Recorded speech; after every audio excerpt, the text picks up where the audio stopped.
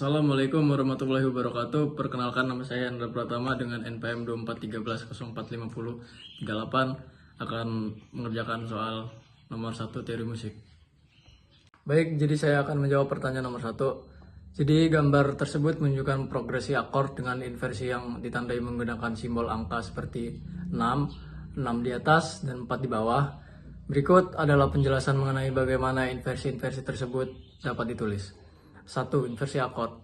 Inversi akord terjadi ketika nada dasar atau root dari sebuah akord tidak berada di posisi terendah atau bass. Inversi ini ditentukan oleh posisi nada-nada akord dalam hubungan dengan bass.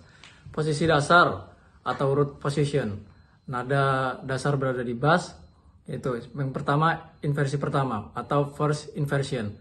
Nada ketiga dari akord berada di bass yang ditandai dengan angka 6. Inversi kedua, second inversion.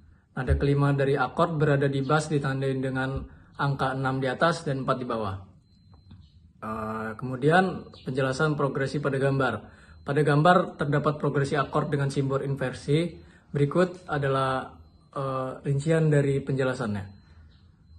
Akord pertama ditulis sebagai inversi pertama 6. Artinya nada ketiga dari akord ini berada di bass. Yang kedua itu ada juga akord juga dalam inversi pertama 6 menunjukkan bahwa nada ketiga tetap di bass. Kemudian akord ketiga ditulis sebagai inversi kedua 6 di atas 4 di bawah. Artinya nada kelima dari akord ini berada di bass. Kemudian yang keempat kembali ke inversi pertama atau 6. Dan cara penulisan untuk menuliskan inversi ini adalah setiap identifikasi nada-nada dalam akord ditentukan posisi bass dan hubungannya dengan nada dasar akord. Kegunaan simbol angka untuk menandai jenis inversi ini adalah angka 6 untuk inversi pertama, angka 6 di atas, 4 di bawah untuk inversi kedua. Contoh, jadi sebuah akor G mayor yang berisikan G, B, E, posisi dasar G di bass, G, B, D. Untuk inversi pertama di bass, B di bass, G, D, B, D, G ditulis sebagai D6, D6, D6, D6 di atas, 4 di bawah. Dengan demikian gambar tersebut menunjukkan progresi akord yang terdiri dari berbagai inversi yang ditandai sesuai dengan nada-nada dalam hubungan dengan bass. Baik, saya akan menjawab pertanyaan nomor 2. Jadi dalam teori musik, istilah enharmonis mengacu pada not-not yang memiliki nada atau frekuensi suara yang sama, tapi ditulis dengan cara yang berbeda. Contohnya itu F crash atau bisa disebut dengan F sharp dan G mol atau G flat.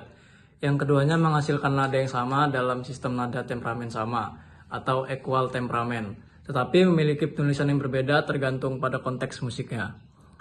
Mengapa F crash ditulis sebagai F crash bukan G mol dalam tangga nada G? Tangga nada mayor memiliki pola interval tertentu. Jadi ada W atau bisa disebut dengan whole step atau langkah penuh, dan kemudian ada H, half step, langkah setengah dalam tangga nada G mayor. Susunan notnya itu adalah G, A, B, C, D, E fis dan kembali ke G. Jika kemudian G mol alih-alih F crash, pola interval tersebut akan terganggu. Misalnya antara E dan G mol hanya ada langkah interval setengah atau H, bukan langkah penuh, yaitu W. Sebagaimana yang diperlukan antara E dan F crash. Oleh karena itu, F crash dipilih untuk menjaga pola interval tangga nada yang tetap benar. Alasan enharmonis harus dibedakan itu karena konteks harmoni. Notasi seperti F crash atau G mol dipilih berdasarkan peran harmoni dalam musik. Dalam tangga nada G mayor, F crash lebih sesuai karena secara alfabetis mengikuti E dan mendukung pola tangga nada mayor. Pembacaan musik itu ada notasi yang konsisten memudahkan pembaca partitur oleh musisi. Misalnya menggunakan F crash dalam tangga nada G mayor lebih logis karena setiap not hanya muncul sekali dalam satu oktav tanpa pengulangan alfabet. Atau tidak ada G ganda seperti yang digunakan menggunakan G G G Gmol. Perbedaan posisi di staff. Di dalam notasi balok, F-crash dan G-moll menempati posisi garis atau spasi yang berbeda pada staf musik. F-crash berada di spasi pertama atau garis kelima tergantung kunci, sedangkan G-moll berada di garis kedua. Ilustrasi enharmonis pada gambar di atas, G-moll adalah nama enharmonis dari F-crash, tetapi konteks tangga nada menentukan nama yang digunakan. Dalam tangga nada G mayor, F-crash dipilih karena mendukung pola interval tangga nada mayor. Dengan demikian, meskipun secara tangga nada F-crash dan G-moll itu identik, tapi penulisan mereka berbeda untuk menjaga logika, harmoni, dan struktur musik sesuai konteksnya. Kemudian saya akan menjawab pertanyaan nomor 3. Menurut saya perbedaan utama antara kuliah musik dan belajar dengan cara otodidak itu terletak ada di struktur pembelajarannya, dan juga akses ke sumber daya dan pengalaman yang didapat. Ada banyak contoh aspek yang membedakan keduanya. Itu satu, seperti struktur dan kurikulum.